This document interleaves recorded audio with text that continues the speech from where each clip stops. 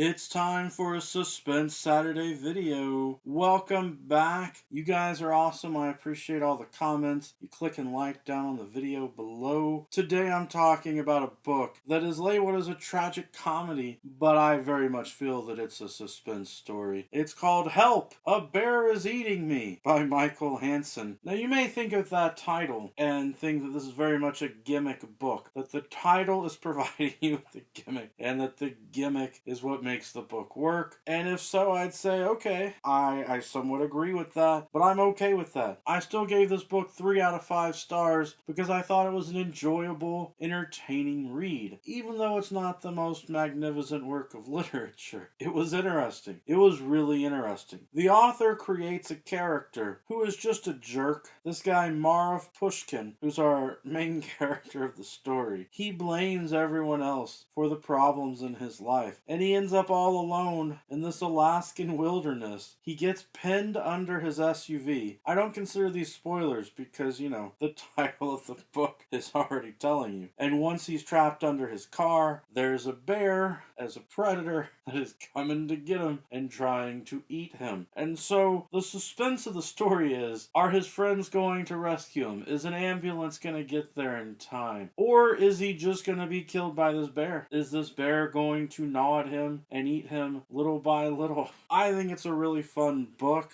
and I recommend it to you if you are in the mood for some suspense that has some humor in it, because I laughed a lot. This is a really short book. It's a tiny little book. It comes in at 132 pages. Some of you might consider that a novella instead of really a full novel-length story. But like I said, it's enjoyable, humorous suspense. It's labeled as a tragic comedy, which again is on the cover of the book. The subtitle, a tragic comedy. So be prepared for potentially tragic events when you go to read this story. If you're thinking that this is just absurdist literature, then perhaps it is. If you're thinking that it might be some sort of a satire about how people get obsessed with certain elements of culture and really it makes them come across as selfish jerks, I think that the book probably is in some ways a satire of that. Oh my goodness. But it was fun, as I said, so I do recommend the book. But that's it for today's book talk. Just a quick Suspense Saturday recommendation for something that is probably very different from anything else that you have read. Every day is a good day for a book talk. Peace.